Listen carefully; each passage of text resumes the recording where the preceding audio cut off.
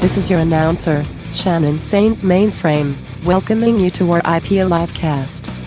It's Super Bowl weekend, a time when Americans get together with people they hate, to watch a game none of them understands, and eat terrible food that will kill them. But if you can't make it to that torture event, Motley Crue is touring again. And if that's too expensive, here are three Jews talking about shitting. Our IPA Livecast starts now. Oh, that's us. We're the three Jews. We're the three Jews talking about shitting. I actually just took a shit right prior to the beginning of this episode. A little behind the scenes action for you. Welcome to RIP Livecast. It's Rob here with Sid. Hello. And 3D Darren. And we're here every Saturday afternoon, shortly afternoon, for about 90 minutes of fun conversations. And you can join the action streaming live and archived on YouTube and on Twitch.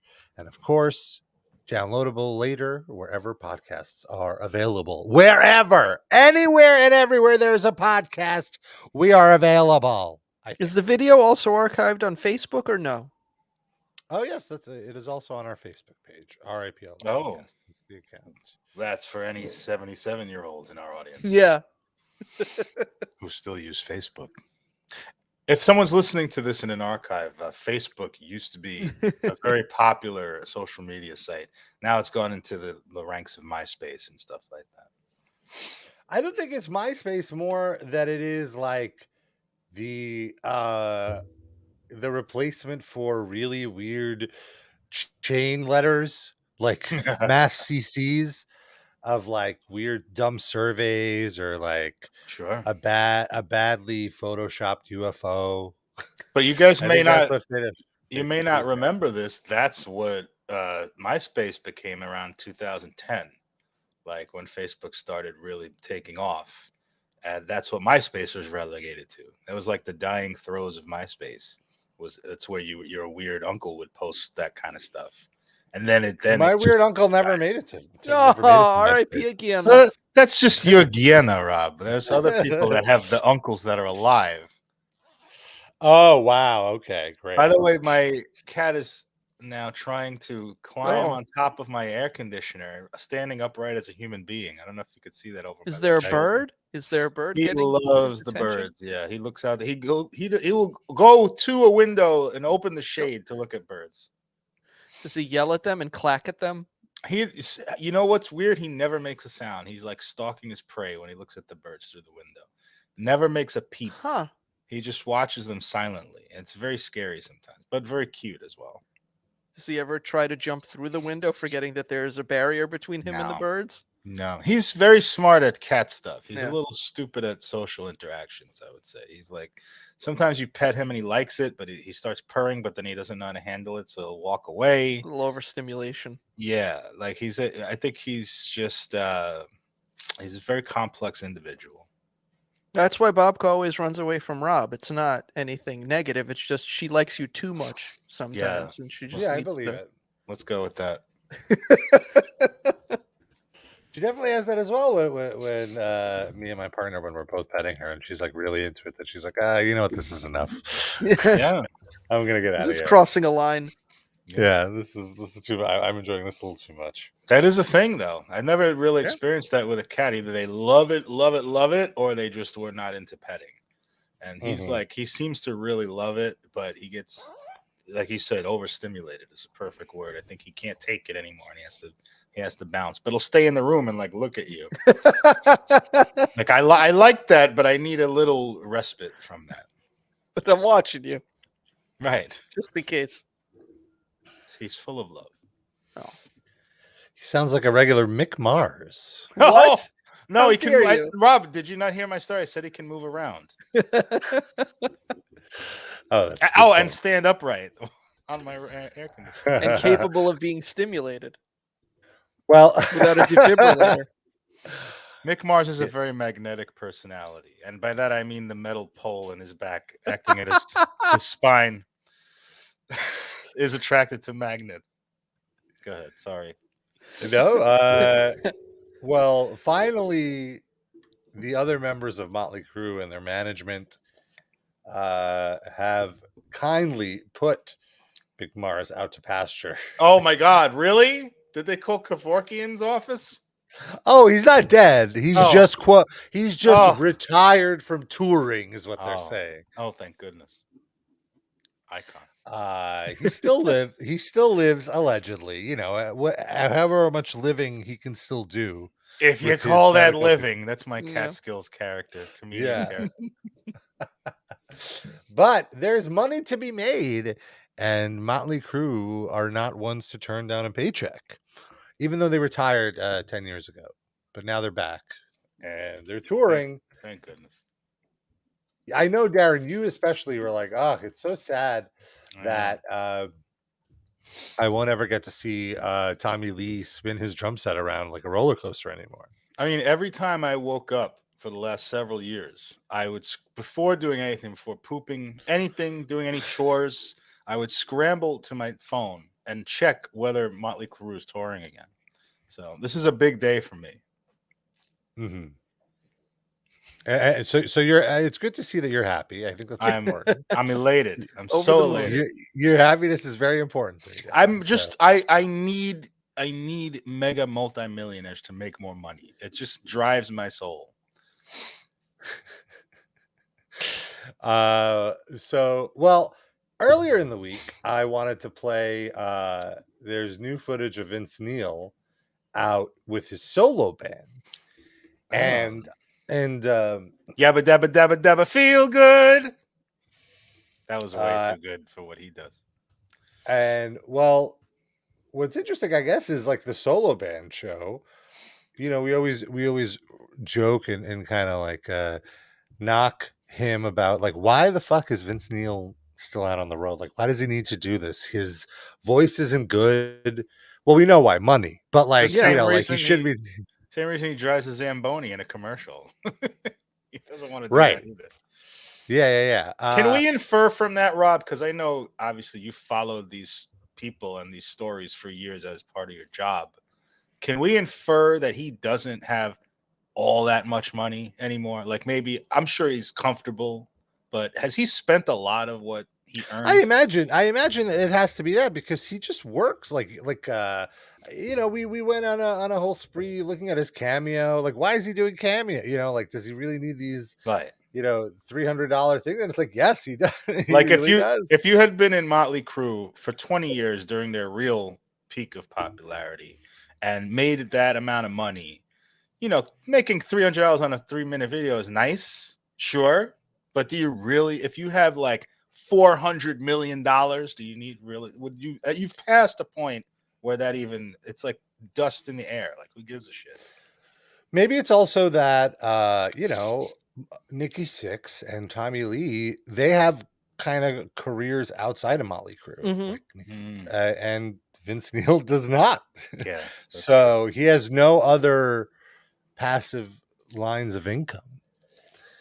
The only thing passive is his fucking voice when he's on stage. I would have said if it was just a Zamboni commercial or just touring and doing a show, I could see how that's like, I want to have a job. But Cameo, that's what gets me. That's like just saying hello to people. You know, that's not like having another side career.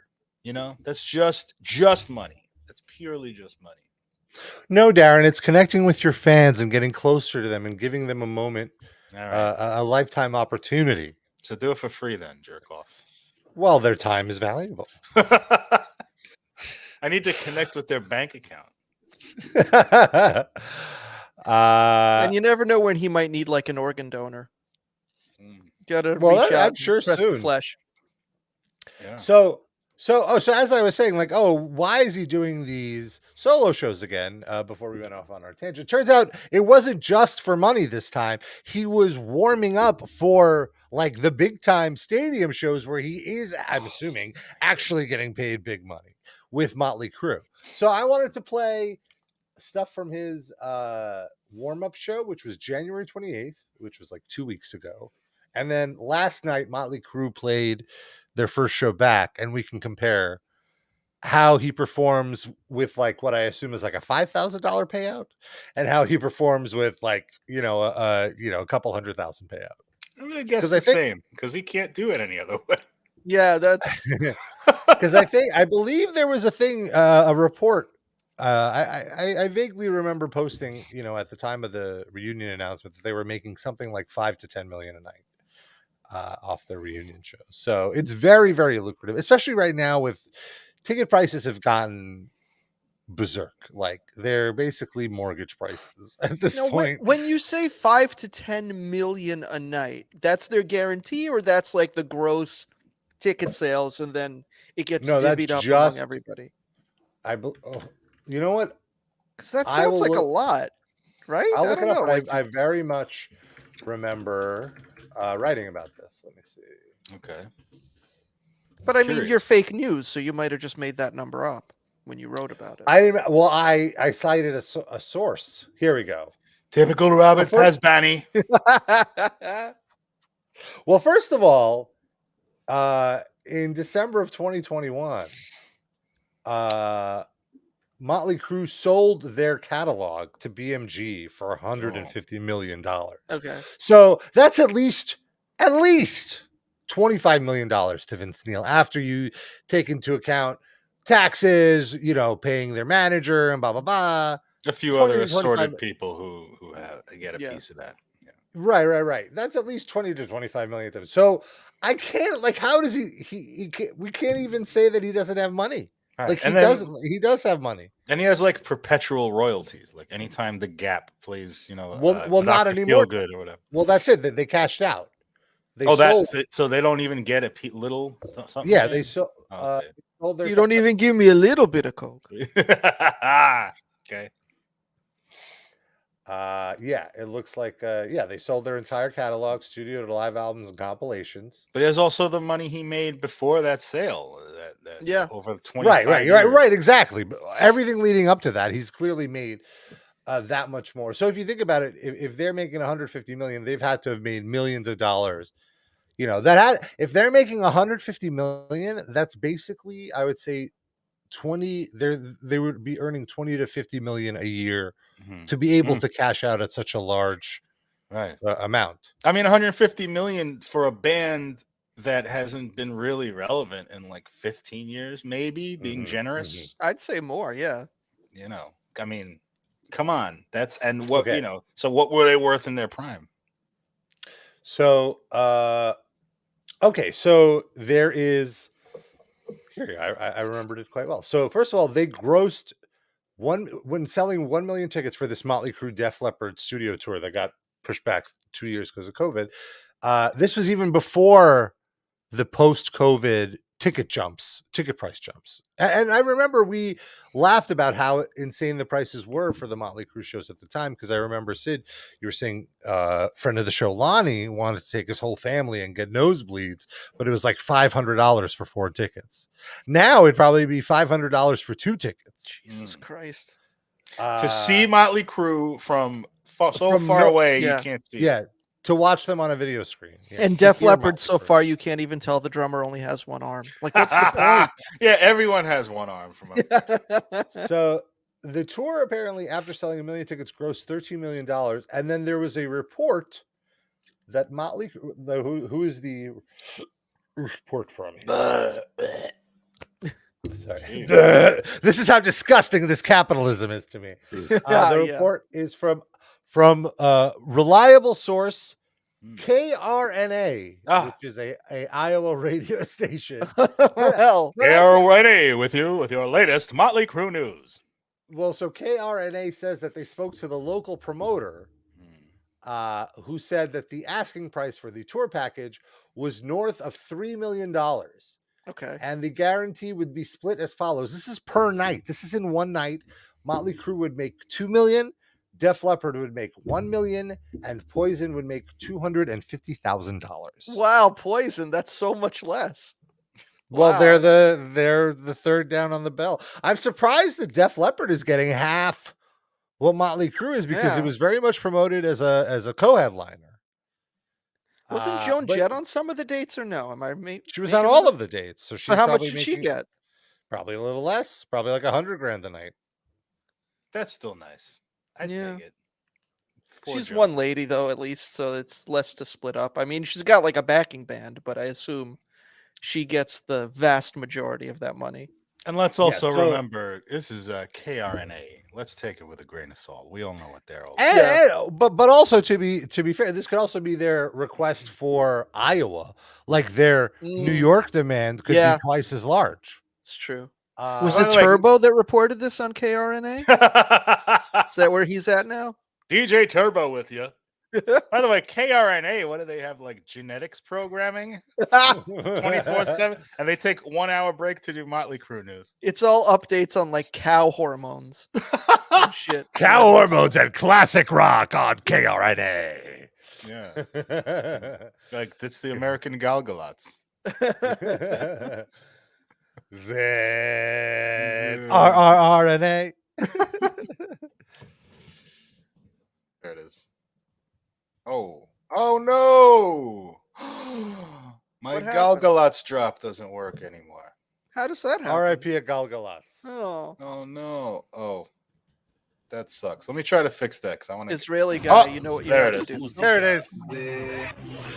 Galgalots. Sorry, I don't know what happened the first time. Here we go. So I do also want to add that in this report, it said that the goal would be to sell 60,000 tickets for a $4.5 million gross. So if you think about it, that's quite a risk because, they're basically going to be paying $3.5 million in expenses for a gross of $4.5 million. But that is still $1 million in profit for the promoter. Mm-hmm. That's insane money. Insane money, folks. Let's start promoting music. Can we do that? I mean, Rob did that for how many years? No, but I mean, he already made his profit. Yeah, I mean, like, yeah. Musica. I think we asked Noah what Zed means once, and I think it was just like the. Yeah, I think so, right? The Galgalots, whatever the fuck. Zed. I thought it would be something really cool because they dragged it out, music. But we know music is musica. Musica. Isn't that weird that they do a bumper and they have to remind you that you're listening to music? How shitty is Israeli music?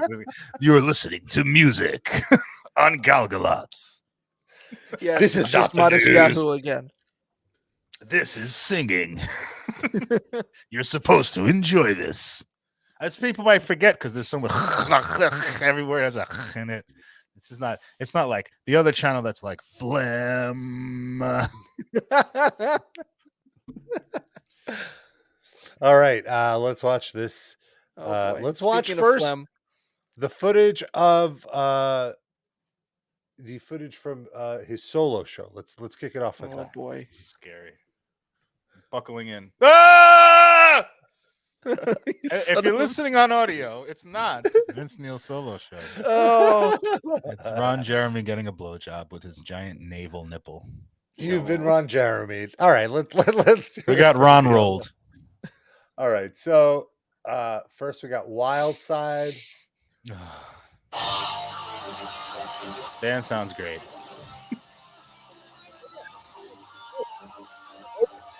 Turn it up.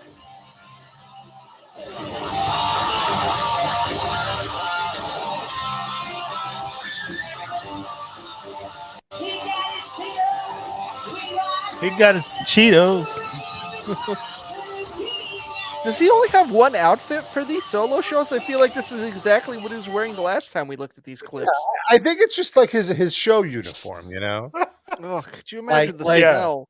But Rob, I hope he gets someone to wash it between shows. But I think it's intentional to avoid stinking up his formal affliction wear. $20 million. I think Robin said you're both correct. Rob, you're right. This is his uniform, and yes, Sid, he only has one of them. Yeah, he presses it with that Zamboni after every show, so it's fresh for the next night. Got a Zamboni right here over my little uniform. Every show he gets closer and closer to being Sam Kinison. Oh my God, it's so true. Voice and Minus the vocals. Yeah. All right. Sing it with me. Oh! Okay, here's Is that Kickstart My Ron Heart. Perlman on bass? Who is that? What is going on? Yes, Hellboy on bass. Kickstart My Heart, I think, is genuinely one of the hardest songs to sing because it's all just like high, high, higher. This drummer is losing his mind. He's trying really hard. Clearly the youngest person in the band.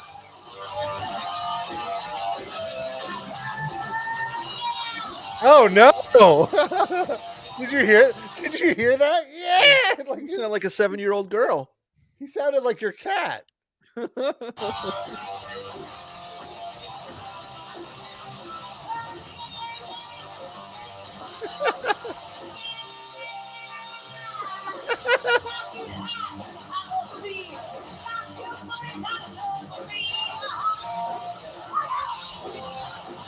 Oh, of course he's not going the high part.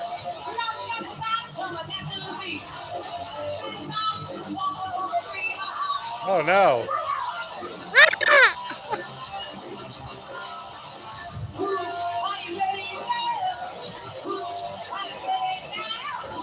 Now? Yeah, this is not. No, this is. Is that Alexi Leho on guitar? I thought he was dead. Oh, R.I.P. and Alexi. Imagine he faked his death because he would be too embarrassed to be outed as the guitarist for Vince Neil's solo tour. But the money was too good, but he just didn't want anybody to know it was him, so he faked his death. I think I heard Noah was touring as Alexi Leho in the band. There's very resemblance there. I want to say something, guys. I think, and this is a very, very low bar, but I think this sounds better than the last time. I was going to say, I think he sounds less out of breath. He sounds sure. actually in shape here. Like, this was the best version of Kickstart My Heart. But it doesn't sound good, but yeah, it right. sounds less like he's about to have a stroke. It definitely hasn't reached the realm of good. Yeah. Snowberry Salad says Vince Neil kind of screwed himself by singing so damn high back in the day. Paul McCartney has mentioned this sort of thing with some of his songs. Well, you don't think about your old self when you're writing songs in your 20s. Yeah, exactly. But good point. Let's hear like one or two more. Oh, this thumbnail looks like it's AI. Like like those AI things where you put in a photo and it adds a smile. Yeah, no, this looks like an AI smile. He's like Fire Marshal Bill. It's true, that's smile. No lips. No lips. Yes. This looks like that website where it makes a fake person, but it's broken. Like there's something wrong with the software. Yes. Like this is not a real person.com or whatever. So this is Livewire. We'll do something from the first album right now. Livewire was the cringiest one that he fucked up the most, I would say.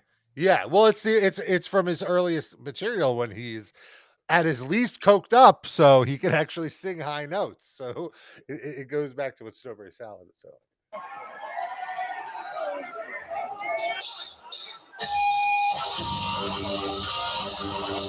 This riff fucking rocks.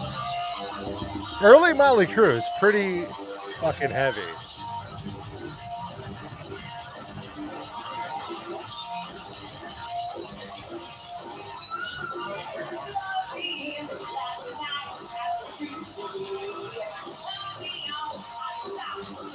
I take back what I said about brutal. It's still better than the last time, I guess.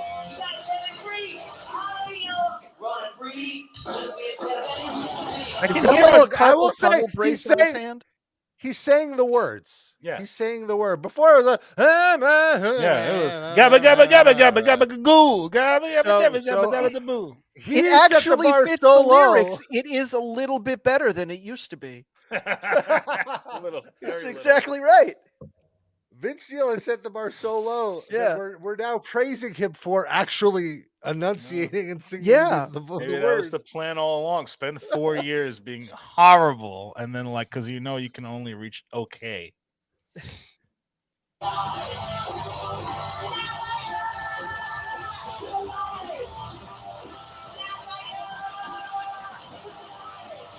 All right. Snowberry Salad. My relationship with Motley Crue has been love-hate. I can't stand the misogyny of the band members and some of the cheesy glam tropes they partook in, but their early catalog is fantastic. That's 100% my feeling. And that can be said about a lot of Motley bands Crue. of that era, not just Yeah. Motley Crue. There's first 2-3 albums. Well, definitely 2 albums are wonderful. I'll never knock that. They did two. They hit their peak early, and then it's just been coasting since then. Dr. Feelgood was like the first album that was like, it was like a few good songs, and then after that, I just fell out of it. Okay, so now let's compare it to the stuff from the Motley Crue. Their first appearance with John 5. John 5 is their new guitarist, friend of the show. Ex-guest. And where was this concert? In Atlantic City at the Hard Rock Live. Oh, we could have gone. Shame on us. I hate Atlantic City so much. Yeah, it's rough. I can't imagine going there and there's not for gambling. Like, you guys don't gamble. Can you? Like, what else is there? That's Motley Crue. Could you imagine that combination? Yeah. And the gambling itself sucks there now. So, like, what's even the point? How so? What's changed about it? Or was Well, it I'm a poker. No, it was good at maybe 10 years ago, 10, 12 years ago. You missed the old Atlantic City gambling? Yeah.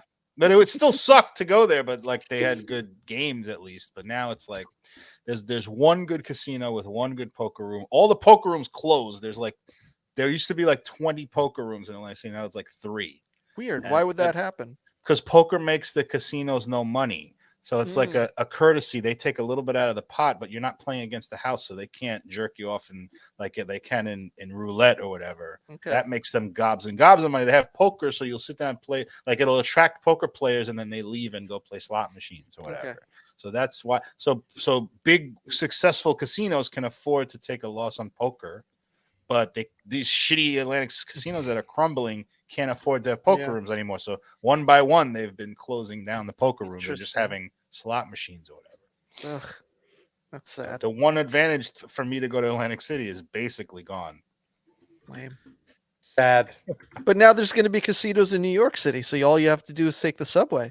I'll believe it when I see it. This has been rumored for so long. I do feel we're closer than ever, but I'll believe it when I see it. It's too good to be true.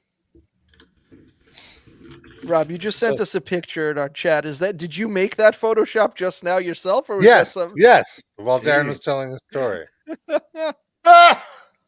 Can we share? I'll share it on the screen. Yeah. It's Vince Neil as Fire Marshal Bill. Or next to. Yeah. Separated. It's a little comparison. Oh, hold on. It's being weird.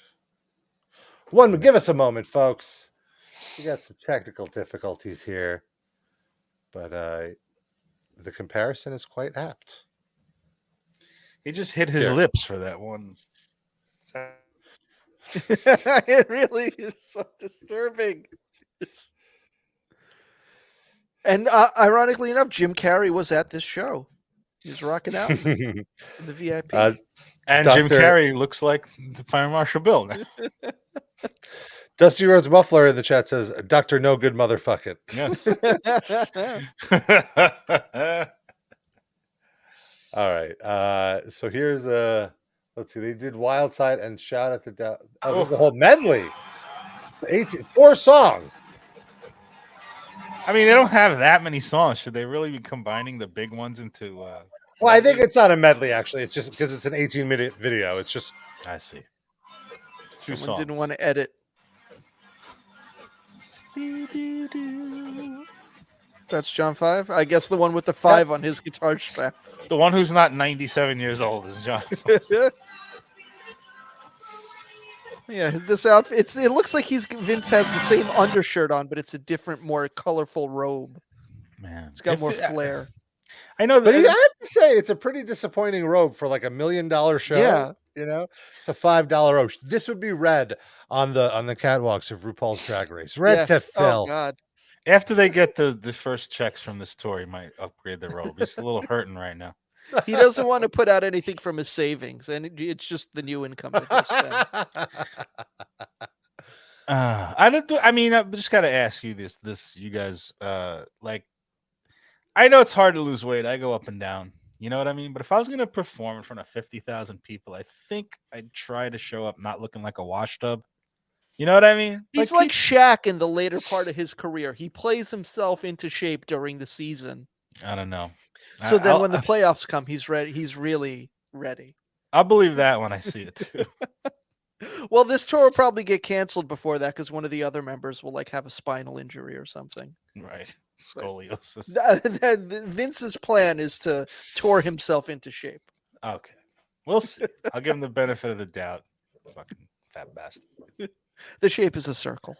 That would be a shape. He's an oblate spheroid. Dusty said he looks like Mickey Rourke now. Man. Who is that more insulting to? I guess Vince. Yeah. Mickey Rourke looks worse for sure. Vince looks like an average fat guy you see at 7-Eleven or something. Yeah. Like he looks like a human. He looks like the person you'd expect to see in the audience of a Motley Crue show in 2023. Exactly right. I do think that he's actually lost some weight. I feel like his either this is a larger shirt or his stomach used to be far more protruding. And I say this as someone who's very conscious about his big belly. By the way, that can't be his real hair, right? He's got that headband in every single fucking video. Extensions or something. Or just a wig held in by the headband. Yeah. Like the cane mask with the hair. Oh, look, they got the women on stage. No, that's Nikki Sixx. Oh, he can't move like that. Well, they have to have the women on stage because there has to be something to look at because all the guys are just standing there. You know, like they're not performing. Well, there's already like 8 tits on the stage, so this is just more. Well, John 5 doesn't have tits. I'll be fair. Oh, and their backup singers as well. It looked like a great shot. Lost the video. Nope. Oh, there we go. This videographer is not the best. I guess Vince sounds good though. Well, good is a stretch, but he sounds better than he's sounded for sure by a million miles.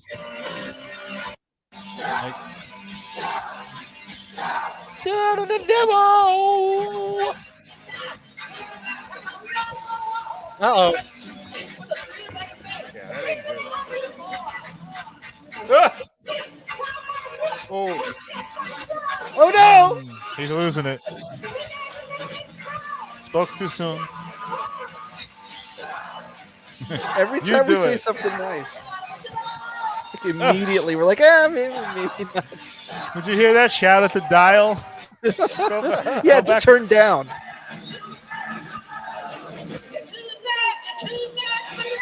Did he just say you're too fat for love? Yes. Oh no! It's autobiographical. That's what his wife says to him. I'm too fat for love.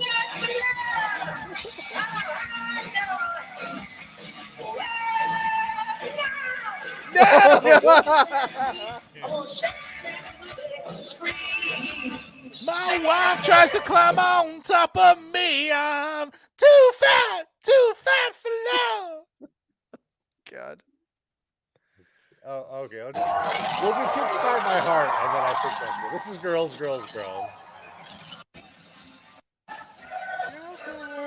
None of them want to talk to me. Oh boy, they're just doing splits. They're dressed as robots. The women. They look like the villains in the Karate Kid with the skeleton. Ah, yes. They're chasing Daniel through the park.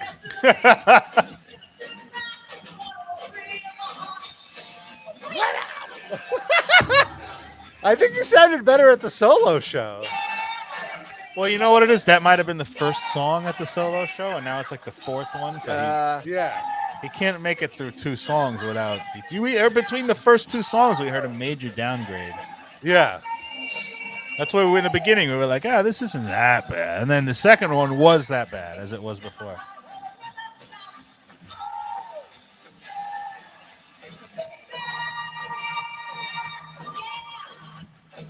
Okay. He's like, what am I doing here? Jesus Christ. Where's my check? Yeah. How John much Fun, was it? I'm sure, Okay. is pumped. Yeah, like he's getting paid really well, getting to play some of his favorite tunesies. Well, you know what it is? Did you ever do a job where you get paid way in advance and it's very good money and you love it, but then by the time you have to do the job, you're basically doing it for free because the money's already in the bank, and then you have to do it, and you're like, this fucking sucks. You feel like you're working for free, even though that's not the case. I feel like he must just the fact that he's younger than them, he's probably having a better time than any of them on the tour. Yeah. Like the rest of them don't have the energy to have sex with groupies after the show, so everybody goes to him, even though none of them start out wanting to be with him.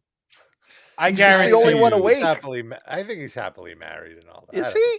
Yeah. Oh, shame on him. I guarantee you that no matter how well you're being paid, no matter how fun it is to be on tour, for a real musician, a real serious musician, to stand and have to listen to Vince Neil shrieking for an hour and a half, that's not pleasant. Maybe he has the vocals turned off in his. I was just gonna say he probably has noise canceling earbuds with monitors where he's just hearing the drums and the bass, so he can probably be avoiding Vince Neil's vocals the whole time. It might be a great experience in there. Smart move. But don't you need to hear the vocal? Like, what if Vince Neil fucks up and you got to make a quick adjustment? You could be like 4 bars off by the time he'll lap you and it'll match again. I guess in Tommy Lee, you follow his lead. Like if you hear the drums shift in your earpiece, then you downshift as well. And Tommy Lee has a lifetime of zoning out Vince Neil's voice, so he's really used to it. You think that would be a perk they would offer the audience too? Like you get these headsets and you also don't have to hear Vince Neil if you don't want to. I just want to hear the band, please. I thought this was a Motley Crue instrumental show. So some folks might enjoy that more. I certainly would. Yeah. Yeah. I can just go, what? Just bring a Bruce Lee do it yourself. Soundtrack. Every night, just pick a different fan, and it's that person doing the vocal track instead. If you want. Yeah. Yeah, I think that's a great idea. I feel like Foo Fighters used to do that, right? They used to bring up a kid on stage to like be like, oh, who could actually play this guitar solo? Who wants to come play it? It'll be like that, but like who could actually sing? Are they going to do that permanently now? That we don't even know who's drumming for Foo Fighters going forward. No, we do. Right? No, it's Josh Freese. The I did not realize that. He was the one that drummed with that on most of the songs when they did the tribute concert a few weeks ago. I assumed it would have been him too, because he's just like the session drummer for like rock bands. But they officially announced that it's going to be him? I believe so, yeah. He's not in the promo photos, but they announced a shit ton of summer festivals. And he's the drummer. Yeah, he's the one that's drumming with him, yeah. All right. I thought maybe, wouldn't it be better for just let Dave drum and get a new guitarist? He probably doesn't want to. Oh, but he's such a good drummer. Just go back to it. Be like, no one can fill Taylor's shoes. No other person. So we're keeping it in-house. And we'll just get someone else to play guitar. That would have been more fun. And then if he's sitting there at the drum kit the whole time, he can't break his fucking leg out during a show again. It's true. It's safer for Dave, too. We can't lose Dave now that Taylor's gone. What if they had to amputate from that fall, and he could just be like Def Leppard guy? Donate his amputated leg to replace the Def Leppard drummer's arm? You could just have one pedal to like play all the double bass and everything. That's all in all the Foo Fighters songs. Yeah. Rob, text Dave this idea. You have his number, right? What, that he should get his leg amputated? Yes. All of it. Everything we just said. I'll just text him the timestamp to the segment. Oh, he can just so hear it. that's an extra download. Good. Smart. Do I have to remind you that he doesn't need the timestamp because he's a faithful Oh, listener and that's true. fan of Robert Pesbani's work? He gets the Livecast track where it's only Rob's vocals. He's doing a song about the Zach Beats hotline on the next album. Oh, wow. There goes my Zach Beats. The lead single is "Hey, remember Jenny?" and it's about foot pussies. There's a song called Learn to Squirt. Yeah, learning to squirt, but I ain't got wings. HLOMOCHOINE. That's the next single. HLOMO. We learned so much. We do.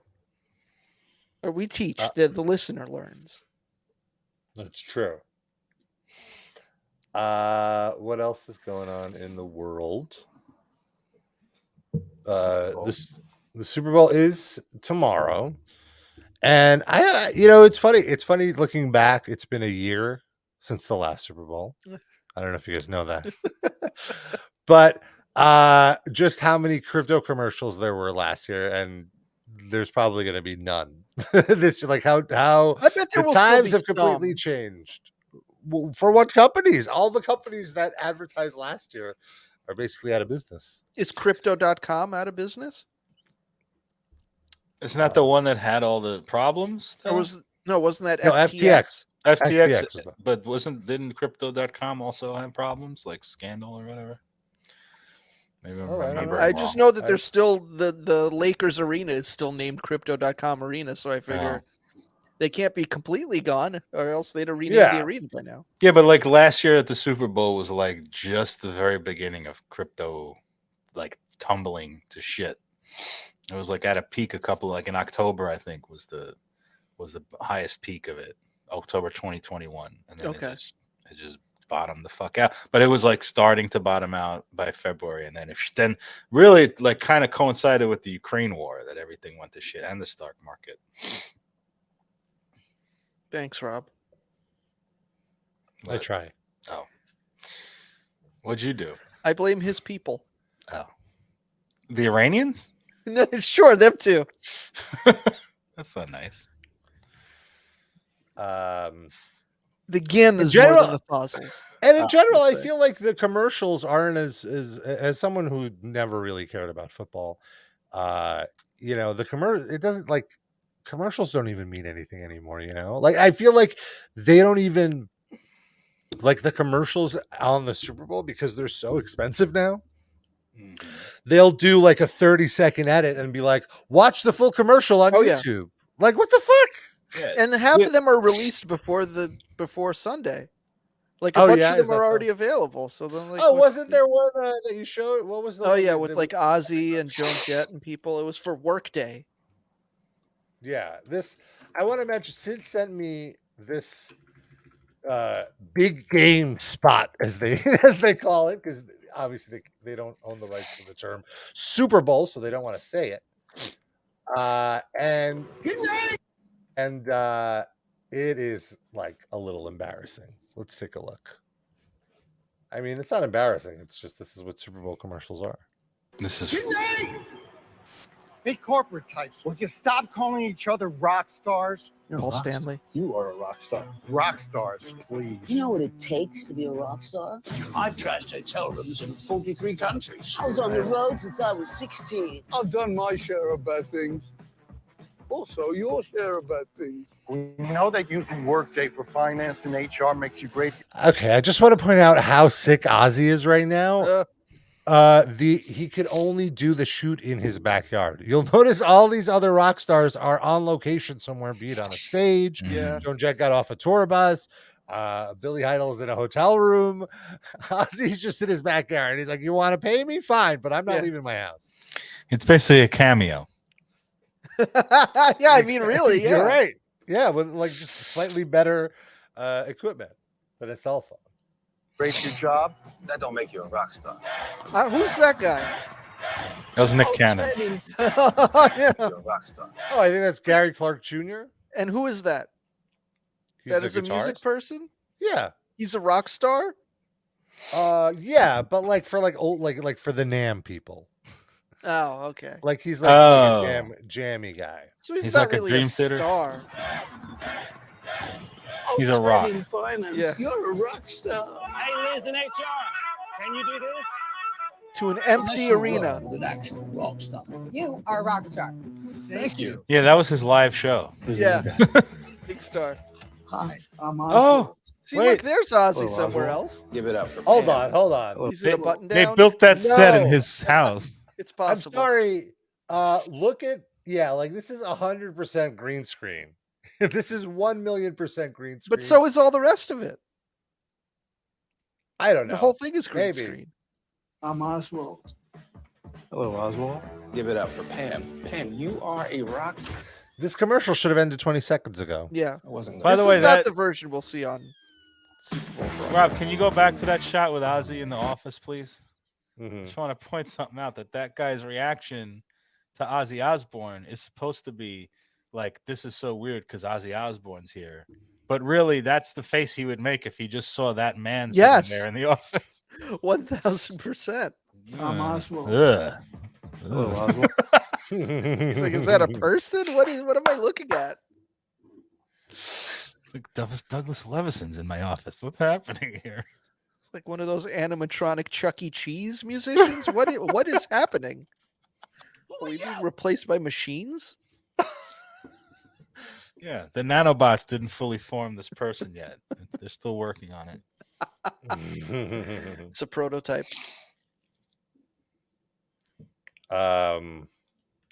So what's that? What is that an ad for? It didn't even work on me. I didn't learn. Workday, which But what is I work? use like, for my Pam, job. Pam, It's you- like where I enter my time and you get your pay Oh. stubs and stuff.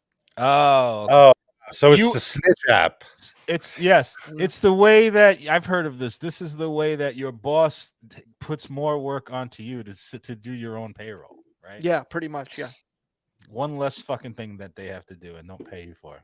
Some of No, these and also ads- you have to justify your time at work because you have to put in what you were doing, right? Oh, You're saying? no. I mean, you don't. maybe that's You an have to option clock they have. in? That's you not could, something I yeah, do. like your job. When I worked at the design firm that I worked at before I became full time with metal injection, it was essentially you had to they explained it as it was how they would bill their clients, but you had to basically put in how much time it took you to do each task, like to build the website, and it would be so annoying. But wait, so I'm sorry, Rob, to interrupt you. Workday existed. That's a long time since you worked at that. Yeah. it wasn't called Workday; it was called something else. Oh, it's like a different app. Yeah, it was Like called same thing? Basecamp, but yes, I think it's a competitor. Okay. Wow, yeah, like I said, like I saw the words Workday, and I got the vague impression that this was something to do with an office, but the ad see, didn't tell me anything about it. Yeah, I totally did not get the message of the ad. I thought this was like a career.com or like a place to like apply for jobs, So what are they saying? Like Like, that. don't call yourself a rock star. You fucking suck, and you need this app. Is that like the thrust of it? You're not a rock star. Fuck you. Like, you're a shitty person with a fucking lame ass job. Don't compare yourself to these gods. But here's something that'll make you do your stupid, shitty Yeah. fucking job better. This will make sure we don't pay you extra by accident. Yeah, Thank look. This guy has a mansion. He's worth something. Don't compare yourself to him. You're a piece of shit. You're a piece of shit. You're worth nothing. You need a fucking stupid, shitty fucking app to help you do your stupid, shitty fucking job. You fuck. That's an ad. I just feel like I'm seeing that all over, though. Like, this is like I see that Rob and I were discussing this in the last 2 or 3 years. I think really since COVID-19. I don't know if it's related or not. I have no idea, but they're being more open in advertising about like shitting on workers. Like, have you noticed this? Am I going crazy? I saw an ad on the subway that was like, well, your apartment and your job fucking suck, but at least you can order Grubhub. The shit, that's like, Oh yeah. Work is the worst, but at least there's this.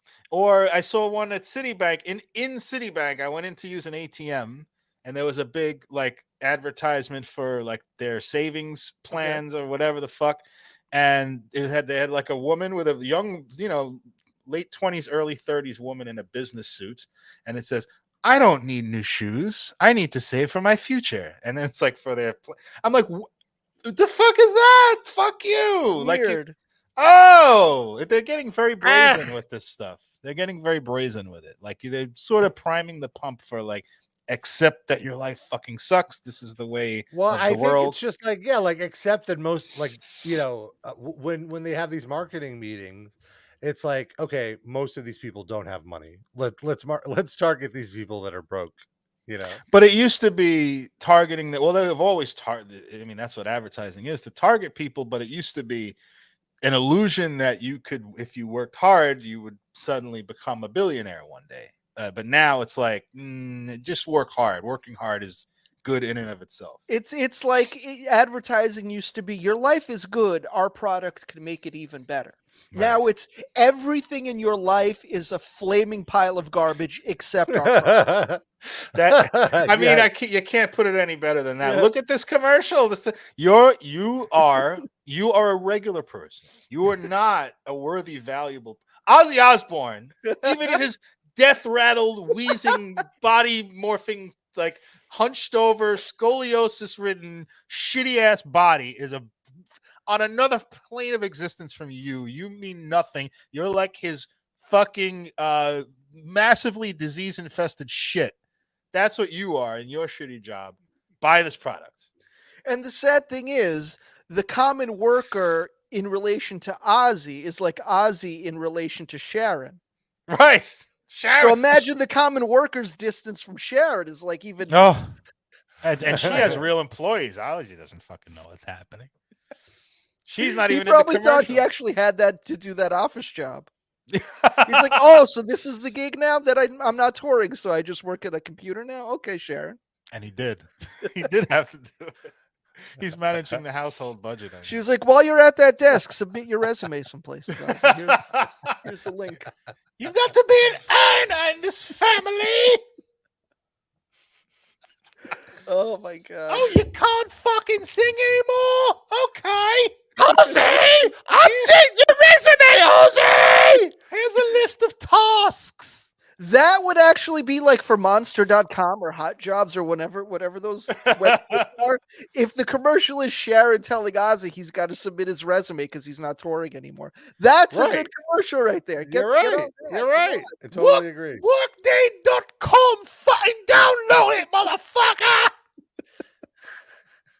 She makes him clock in just at home.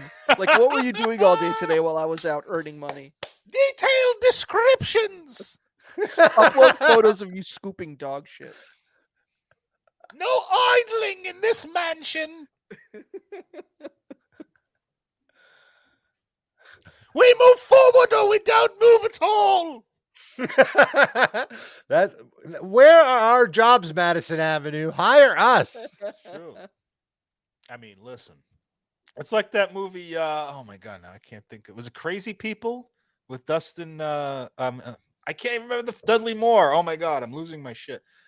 He's like an ad exec, and he has a sort of a nervous breakdown at a middle-aged life crisis, and he starts putting real ads on the TV, like Volkswagens. They're small, they kind of suck, but they're good. Like he just starts telling the truth. This sounds vaguely familiar. Becomes a hit, and he goes to he does this. They send him to like a mental illness hospital because he has a nervous breakdown, and he gets all the other patients to start writing ads, and they become successful. It's not a great movie, but it's like kind of a cool concept with some funny moments in it. And Dudley that's Moore what and Daryl Hannah. Yeah, that would be like, she's one of the patients, but that would be the ad agency I'd want to work for. Where you just tell the truth about everything. Yeah. I can't believe I almost like couldn't pull up Dudley Moore's name. That was very scary. That's fine. It's been quite. I mean, he's been dead for a while, hasn't he? Yeah, for quite a while. I'm sorry. I just like pride myself on movie knowledge. So when I start to forget that stuff, I'm like, You had the name of the movie right away. I think that's the more impressive get. Thank you. Because there is no way in a million years I'd have remembered that was the name of that movie. That'll be our next watch along. We'll do Crazy People. Were we off of Ozzy? Because I wanted to, unless you had something, Rob. Sorry. Oh no, I was just gonna say, that's really. I was gonna say the only other thing is that there's gonna be a commercial for Popcorners, which is a lovely brand of a popped chip. With it's like going to be a Breaking Bad thing with Aaron Paul. And isn't what's his face, Bryan Cranston, going to be in it too? I thought. He is. Okay, yeah. I'm not for popcorn. I mean, like, yeah, that seems like that's a Vince Neil touring thing, like without Motley Crue. Let Vince Gilligan write it. Is it already available? Can we review it now, or is it? Oh yeah. Yeah, I want to see this. Let's see if is it Breaking Bad canon, or is this outside of canon? See. I haven't seen the ad. It just popped up as the next video for when I watched the Breaking Good is called.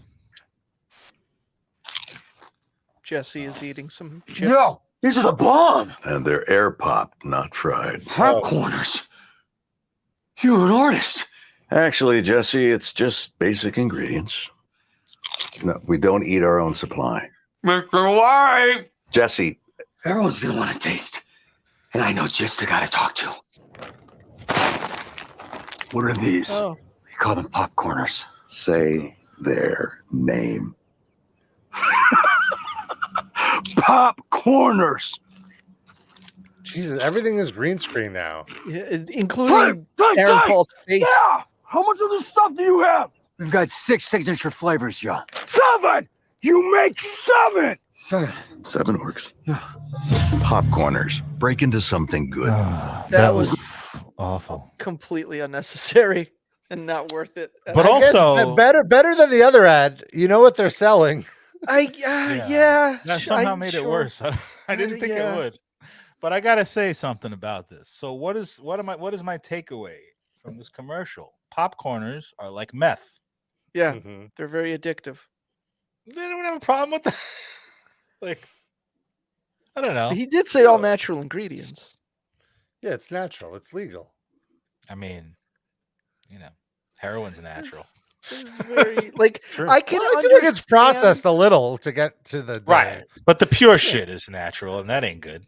No, but I mean it's processed into the dust. It doesn't naturally grow as powder. Right, but that would be the same process of turning the natural ingredients into popcorners. That's fair. That's fair. Okay, fair. Do you think, like, I could understand being a young ad executive coming up with the idea for that commercial, but no way in a million years do you think that Cranston and Aaron Paul are going to agree to be in that commercial.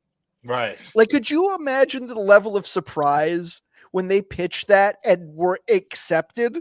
Like, wait, what? Like, I'd have been stunned that I even got a meeting with them for Popcorners, let alone. No, I don't think you understand how the pitch goes. They don't pitch the premise. They pitch the money.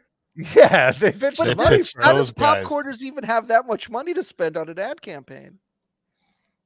I mean, like what, it's a lot of money to regular folk, but I mean, what is it like, maybe $1 million to buy a Super Bowl ad and then maybe 2 or 3 million? What? Go ahead. Yeah.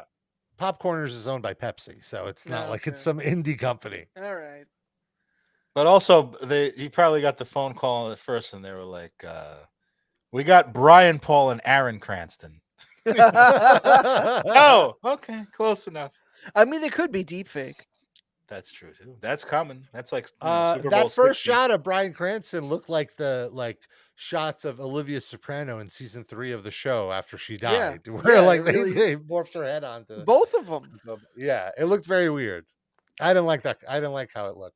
It was very. You're talking about the real show when they were in it, or the commercial? No, this commercial. The commercial trying to recreate the New Mexico vibe, but.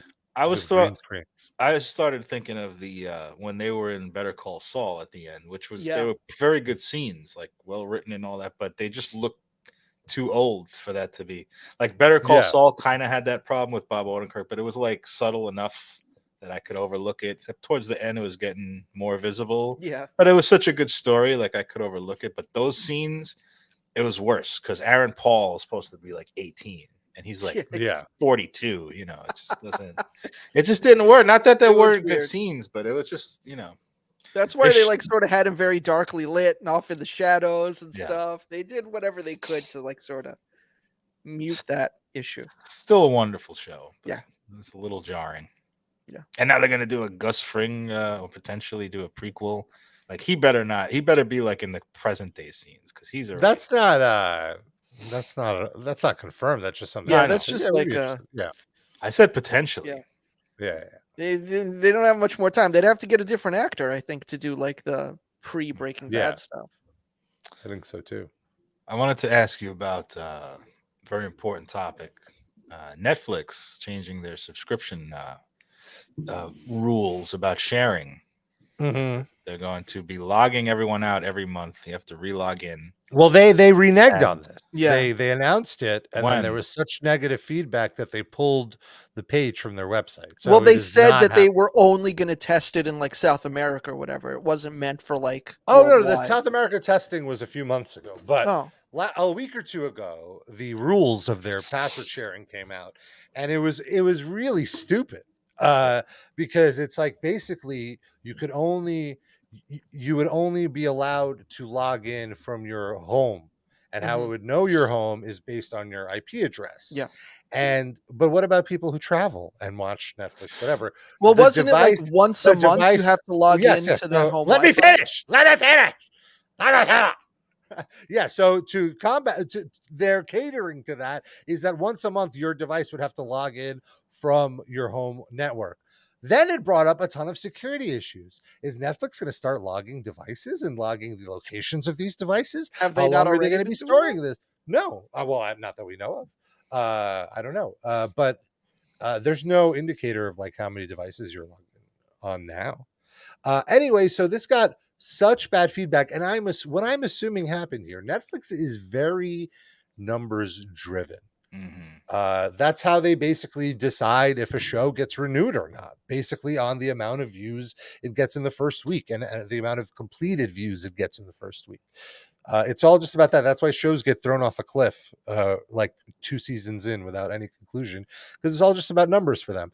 They must have had so many subscription cancellations after the news came out about this, what you're talking about, Darren, that they immediately pulled that off. As of this moment, they are not implementing this password sharing restriction, but I have a feeling though it will eventually come to pass because their stock price is not doing well, and this is one of the things they said that they would do to increase revenue, which I think is very short-sighted, because it's not why they're losing revenue. They're losing revenue because there's nothing on there anymore. It's gonna also spectacularly backfire, because what you're essentially saying is, I don't know if you said they're gonna change the password restriction thing still eventually, but would they also be logging people out once a month? Because if they do that, they're gonna cease to exist as a company. It never said that they would log you out. It just said you have to log in per device from your home once a month. Wouldn't you have to be logged out to do that if you have to log in? I don't think so. I think it's just the home you just have to be on your home Wi-Fi once a month. But you have to on the device. You have to enter your password many cases on a fucking cumbersome TV keyboard with your remote. And a lot of people just like to passively turn on Netflix, right? I mean, I think that, I agree with that for sure. And I think that's the biggest thing. Well, now they have those things where like you could you could use your phone to do it, like go to a website and put in a code. I agree. It's very cumbersome and stupid. And people will drop their fucking Netflix subscriptions like a bad habit if that happens, I think. Absolutely. En masse. And also, I think that with streaming, the business model is not like the idea that you think that, 10 people are going to have 10 different accounts. That's not how it works. Right. Everyone has a pool of friends and they all share their passwords. Like, oh, I have this login. You can have that. And you give me your login and I'll do that. Like, that's how it works. And to think that they're going to change that is dumb. There's just It's a not limited gonna amount happen. of growth that companies can have too. Like, how many Yes. people do you think there are in the U.S. that you could keep growing as a company? Like, Yeah, and there's also some upper Netflix has limit. hundreds of millions of subscribers. They've reached their big point. You know? Yeah, so when you reach that point, you got to supplement it with like good content and like Yeah. keep it at that point, and they're not doing that. Yeah, and I feel like they haven't done it in years. Just I once feel the like next Squid Game season starts, they'll be back on top. Or For like a Stranger couple of Things. weeks until everyone sees it. But I think Dusty the other Rhodes Muffler problem, Rob though- wants your Say Uncle login. Can you have that? Wow, Dusty Rhodes Muffler. That is a very like deep gay porn reference. That isn't just like a Well, we've basic talked ad. about it on the show. Oh, okay. It's a meme. You've now. talked about it, Rob. Come on, man. I forgot. I was like, how does he Wasn't know about even Say that Uncle? long ago. Oh my goodness. There's so much porn. I was out there. worried about Who knows my what I'm talking memory. about? Dudley Moore actually started out doing Say Uncle videos. Oh, wow. Oh, okay. He And went he's- from the nephew to the uncle. That's how long he was in that racket. He reprised his beloved Arthur character in the Say Uncle Arthur video. on the Cox. On the nephew Cox. Oh my god. It's inappropriate. Nothing like nephew cock. Oh wow, that's a drop. I did that for a drop purposely. You don't And have then any it- nephews, do you, please? No. No. Well, I want to hear that in 6 years, and we all sit here and go, "What the fuck? What was nephew cock?" And now you keep saying it. We've got like different versions of it. Whoa, Lil Lou is in the chat. Oh, Oh my do we know God, that? Is welcome. that confirmed to be Little Louie? I believe so. it. Who would be impersonate Lil Lou after all this time? I hope it is. Please confirm, Lou.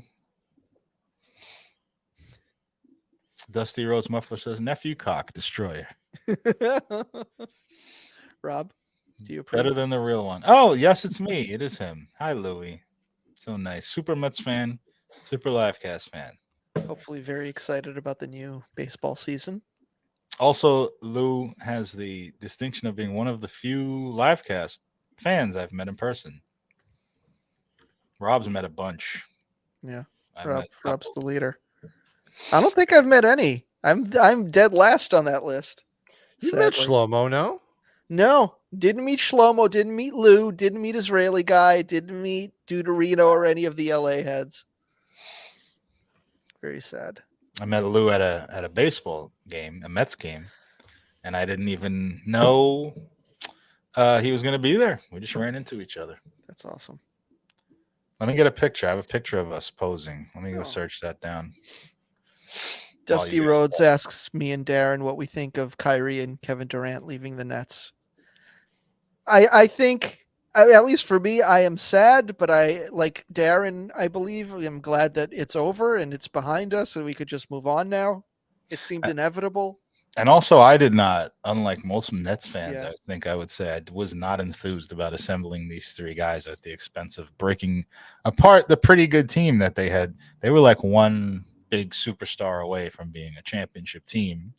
And they did acquire a bunch of superstars, but not in the way that I wanted. Like, I wanted to add to what they had and just sign somebody and somehow make the money work. But they just basically sent everyone away to acquire these guys. Well, Harden was who they sent everyone away for, and Right. that almost immediately backfired. I mean, they also were very close to winning the NBA championship that one year when they lost to the Bucks. And then COVID sort of really fucked everything up. Kyrie didn't want to get the vaccine, couldn't play.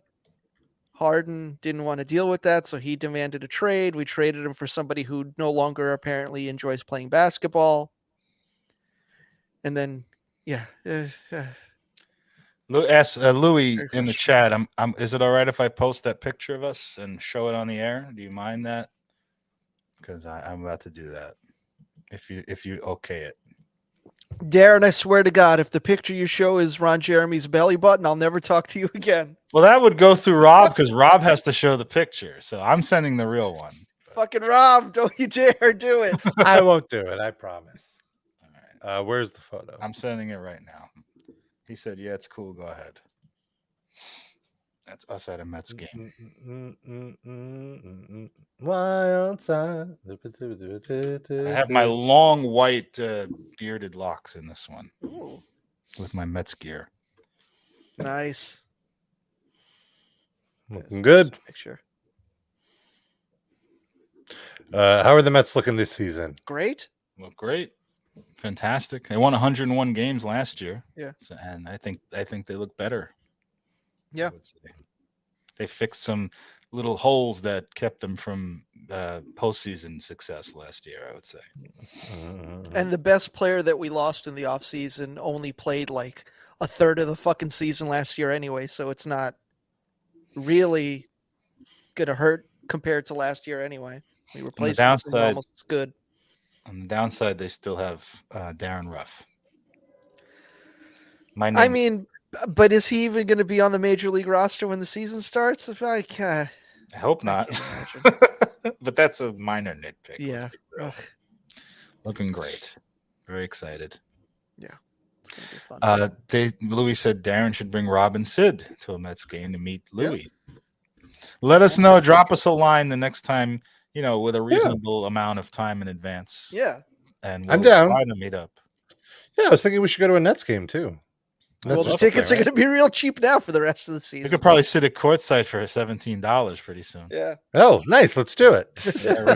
But they're getting. I do want to get like good seats. I'd love to get lower ball because I think we went once and we had like nosebleeds.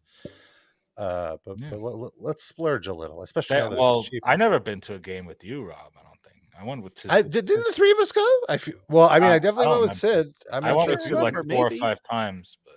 I feel like you may have come late, Darren, maybe, but me and Sid definitely went. Oh, I think I do remember that. Yeah, we did sit in nosebleeds. I think it's coming back to me. Yeah, I'd love to go to a Nets game, and they're not like they're still going to be a decent team. They're still going to be a playoff team, probably. But there's going to be the perception that the big stars left, so they're going to be less of a buzz, I guess. Yeah. Yeah, let's try to find something. The All-Star break is next week, so post All-Star break, we can figure something out. Yeah, maybe like when they're playing a relatively good team, so it's an exciting game. Well, then the tickets will be expensive because they're playing a good team. We got to go see them against an awful team because the tickets will be cheap and they'll probably win. Yeah, that's I like to do that with the Mets too. Like go to a game against a shit team. It doesn't guarantee a win, but it's like I'd rather. Yeah. See people say you got to go to the game against the best teams. Like I don't want. Why? I'm there to see the Mets. I don't care who they're playing. I just want the Mets to do well. I want a higher likelihood of them beating the fucking shit out of them. Yeah. Exactly right. And if they lose, fine. I can live with that. But I want to see a higher chance of a win. Yeah. It doesn't mean I won't go to a game against a good team. Like if the opportunity arises and I'm not doing something, I feel like going to a game, I'll go. But if I'm choosing on a schedule, damn right I'm picking the shittier team. Yeah. Just a more relaxing experience. And when I had season tickets, I used to do that. Like they had this thing called ticket exchange where you get I had a half season. So you get like your 40 games and then you can change them for the same or lesser value. So I would change them. I would have my medium nice seats for X amount of dollars. And then against a good team, I take all the games against good teams and change them for midweek games against the fucking Padres, who were terrible then. Mm-hmm. And at the same value, I could sit like 3 rows behind the dugout. So that was like a nice nice way to upgrade. And still a great stadium. It's still the team you like whatever. I don't care who they're playing. Still good concessions. Let's go, Mets. You still take a ride on the wild side. Lil Lou with a really universal pro tip for us that definitely applies to everyone. I recommend you guys should get wheelchair seats because no one blocks your view or you have to keep getting up for others to go by. Are we allowed to get wheelchair seats? I think they sell them like right before the game just to get as much money as they can. Because the people who need wheelchairs, I think they usually book them in advance. So if they pretty much know they're not being sold, you can sit in. I've seen non-disabled people sitting in those seats before. I thought it was like I thought it was a BYOW. You had to bring your own wheelchair to What do you these. mean? Like they're not actual seats. No, the It's a seat. spot. It's not No. just a wheelchair sitting there that you hop in. No. I know I'm not saying it's. I'm saying you have. It's a blank space that you put Yeah. your wheelchair in. I thought No. There's a disabled row in the front of most of the box sections, and they have a place you can store your wheelchair if you have one. But any disabled person can sit there. Like if they have a cane or whatever, there's a place, a bunch of seats blocked off for any type of disabled person. What if you have a third butt cheek from a fall? Does that count? or a third butt cheek in your belly button. What if you have? Rob Jeremy is from Queens, so And he's disabled now. No. What if you have trouble remembering Dudley Moore's name? Lil Lou says the disabled seats by law they have to sell to everyone. Oh, I didn't know that. That seems kind of a shitty law, I'd say. That's when equality bites back. Yeah.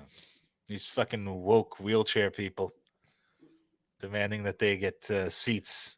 We need seats for everybody. Yeah. Yeah, it's like when people preach tolerance towards Nazis. It's like no, they're the ones you can't tolerate.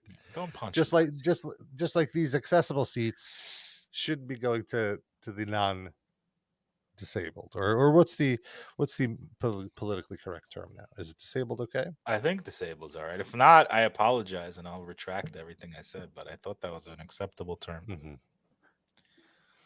Okay, so there you go. So Lil Lou's with all the tips here. He says if you are not disabled and have the disabled tickets, they give you foldable seats and they're comfortable. So it was as I assumed. It is an empty area, but if you buy the tickets and don't have a wheelchair, they'll find a seat for you. Can we just get Louis on the chat on the stream at this point? Just put your video on and give him the link. Maybe we just get the seats with Lou, so we're with him in the disabled section. Man. We'll figure it out. And then we could each take turns like tooling around in his wheelchair. Just down around the promenade area. I bet he'd share. Are there any new concessions since I've last been there? Is it still? I'm sure there are. They add Shake Shack and the Rib Place. Oh, it's different every year. Okay, so I don't think there is Blue Smoke. You mean, right? Is that Blue even Smoke, there? yeah. I think they got rid of Blue Smoke. I think they might have just expanded Shake Shack. I think that whole section is Shake Shack now. Yeah, Blue Smoke was right next to Shake Shack, and I think it's gone. Those ribs, man. Oh, and they downgraded Fuku, by the way. Fuku used to be like a full Fuku, and now they only have the sandwich and fries. What didn't they? What else did they used to have? They had like chicken tenders and a few other assorted chicken products. Oh yeah, I think it's just because it's such an assembly line process that they can't really manage more than a few items. Like I think there's a Fuku at Barclays. There is where the tennis thing was. Oh, U.S. Open. Oh yeah, we saw the wrestling there. Yeah, I had the food. Yeah, I think. Yeah, it was good. There's also the Polar Bear Burger stand, which is named after one of the Mets players who they call the Polar Bear. So he has a branded burger shop. Mm-hmm. I don't think I've had that one yet. There's a lobster shack. Got a little lobster roll. Probably like $40. It's up there. But yeah, they always. I don't know if I've seen an announcement of new concessions for this year yet. Oh, there's a Pig Beach barbecue. I'm a fan. I had that, and it was. I had like the Sweet Chick. Ooh. I gotta say, Sweet Chick. Well, Sweet Chick makes you turn into Sharon Osbourne, apparently. I will say this about the high prices at Citi Field. It is pretty high priced, but if you do some detective work, you can find options that are not. I agree. Yeah. I think this is pretty notable for most concessions. At Barclays, it's similar. You could find like the reasonable deals because I feel like every vendor sort of sets their own prices, and some are more reasonable than others. Yeah, then it's never going to be really cheap, but I mean, you can have like a regular fast food experience. Yeah. I'm just glad that we're past the moment at most of these venues where the only option is really dry chicken fingers and really dry French fries for $25.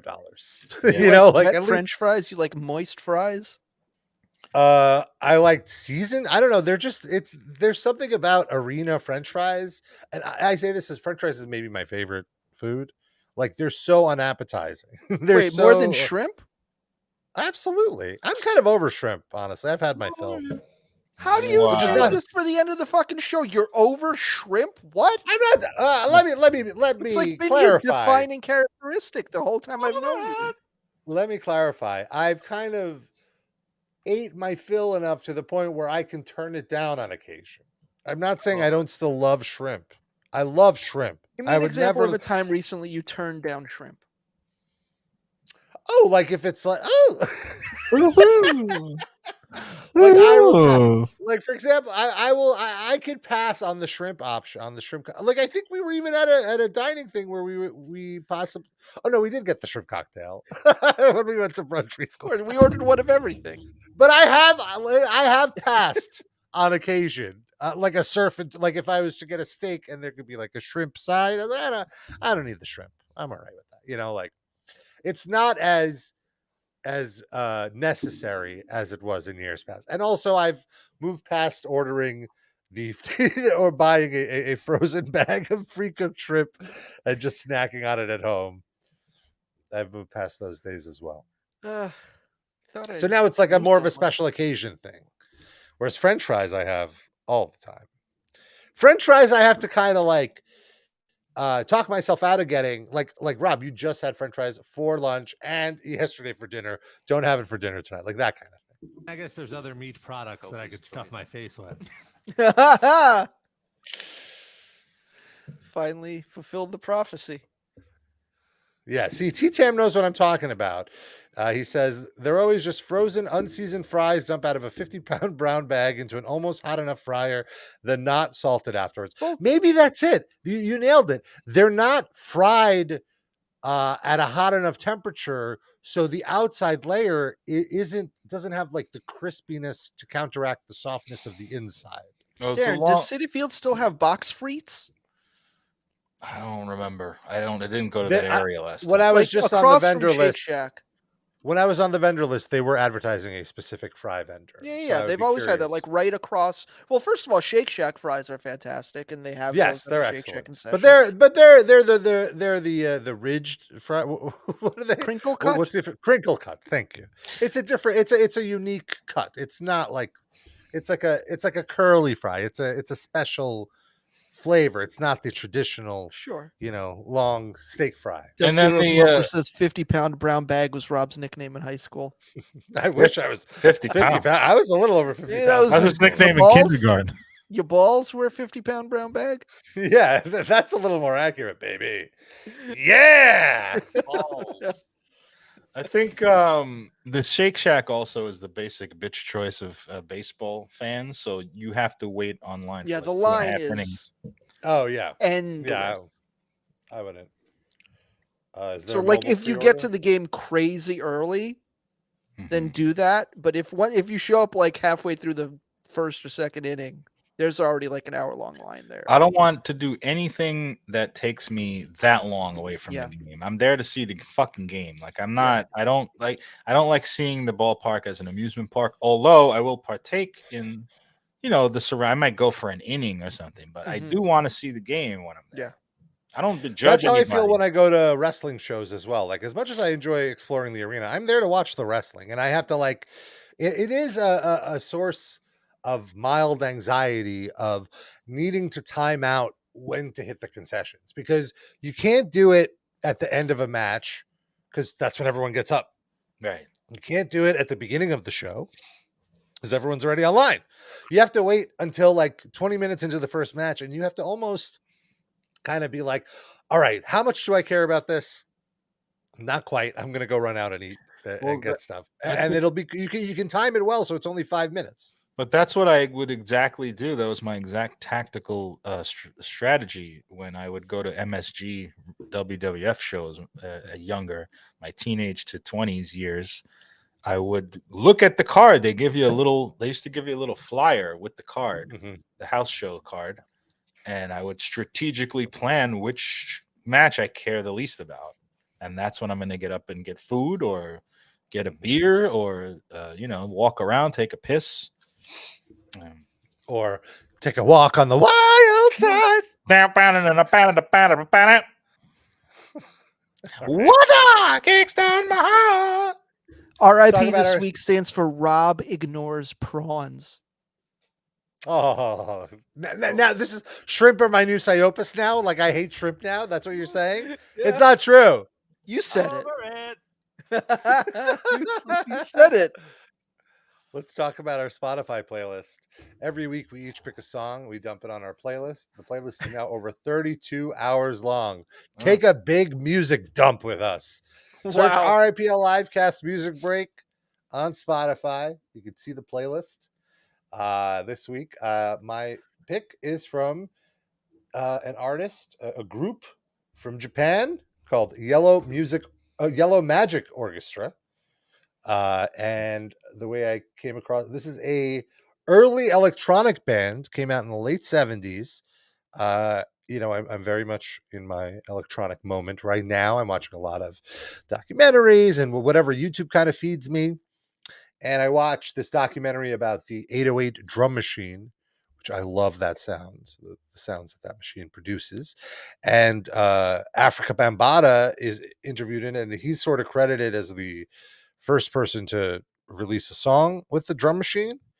And he mentioned his big influences were Kraftwerk and Yellow Magic Orchestra. And it's like, well, I know Kraftwerk and I love Kraftwerk. I probably will love the Yellow Magic Orchestra as well. And sure enough, I do.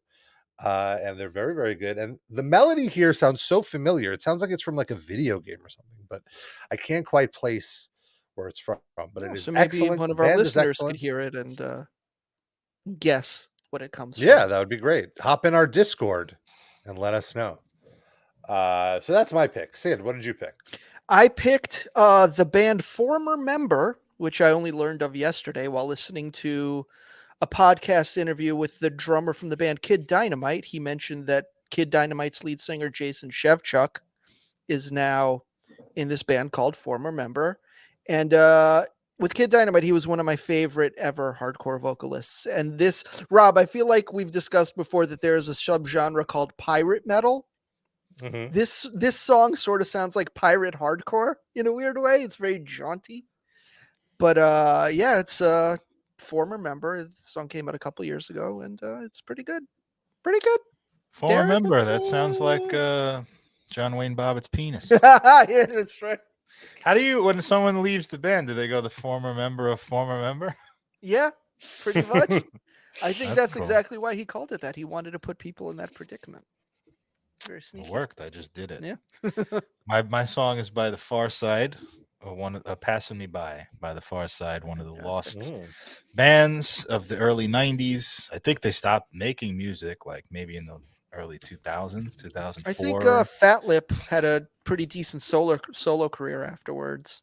Yeah, but that's my mood right now, like early 90s hip hop. I think they were discovered. They're from California, I think, but they're discovered by Tribe Called Quest or by Q-Tip specifically.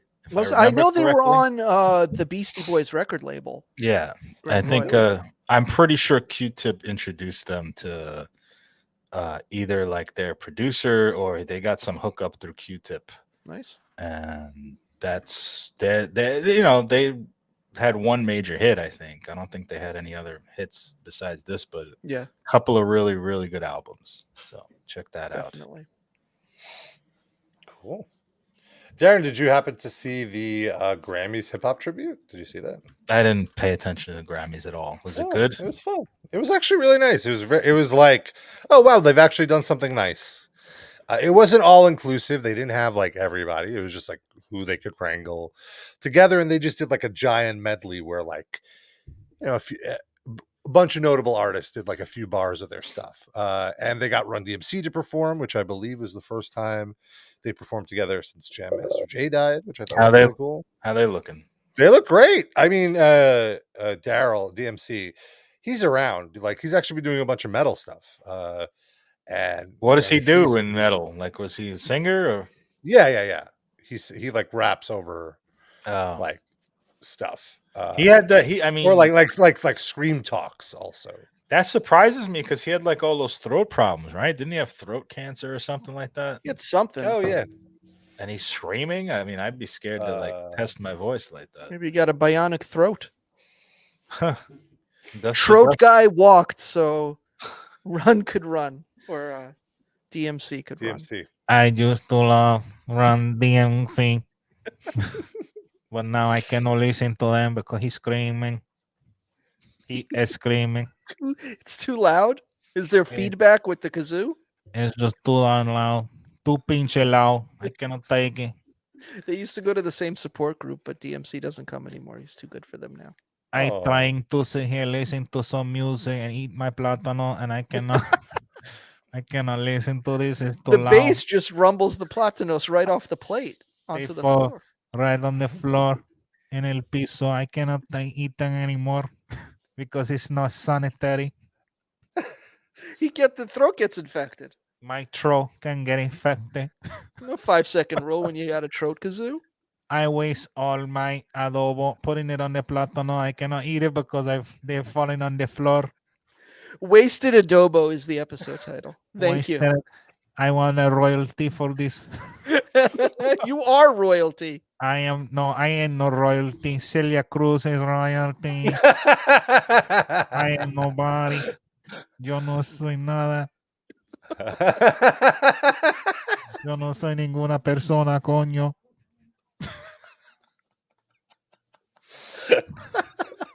All right. Before we go, I do want to mention our Patreon, and $5 a month gets you access to over 2 years of bonus episodes, and every month we do 2 bonus episodes. We just posted a great bonus episode at the top of this month, where we did basically a full episode. We did a full episode of a bunch of links that we just haven't gotten to on our main show. Like one about Putin shitting himself, about a guy with big penis problems, little penis problems, a lot of that fun stuff. Little Penis Problems is my favorite rapper right now. And last month we did a full-blown 2-hour watch-along of the brutal Sharon Osbourne documentary on Fox Nation. In my own words, I forgot what it's called. But it's rough, and we had a great time mocking it. There's a ton of great episodes in the archives. We have watch-alongs. You can sit and watch a movie with us. We have episodes where we induct past memes into the Livecast Hall of Fame, including Mike Francesa. Trout Guy is inducted into the Hall of Fame. Thank you very much. And many more. And if you want to throw us a few extra bones, $10 a month gets you to be a top Livecast fan of the week. And that will get you a shout out at the end of the show, which is right now. Darren, do you want to do it as Trout Guy? Sure. Where are they? Oh, here they are. Hello. Throat Guy, come on in. Thank you. I want to say thank you to Eric, Benjamin, Dan R. Muchas gracias para ser Livecast Fan of the Week de semana. Semayam in the Merkipa, Shashor, Shashushe. They're even harder to pronounce than all the Spanish food that I be eating. Carol Dikev, Raba Vampiro, Hugo like taco. I don't really like taco. They're more Mexican and Boricua. Lando, thanks. LaCroix, we're going to give you an extra shout out for beating cancer. I also beat the fucking cancer. Get the fuck out of here, cancer. We hate you. Korean Scotty H, Doug Pigman, Douglas, who are you? Levison, ¿quién eres tú? Yo no sé tampoco. And hey guys, it's Josh. Hey guys, it's Josh. Hey guys, this is Throw Guy. And I don't like you putting the guy in the name. That's my name. Don't be stealing it, tú eres ladrón, hijo de puta. It's IP theft. All right, y'all. By the way, we should not make a joke. We should say that LaCroix did beat cancer. And we're very happy for you. Please live a long and healthy life. You're an amazing we need those person. downloads. We'll be back next week, folks. Hope to see you there. Happy Valentine's.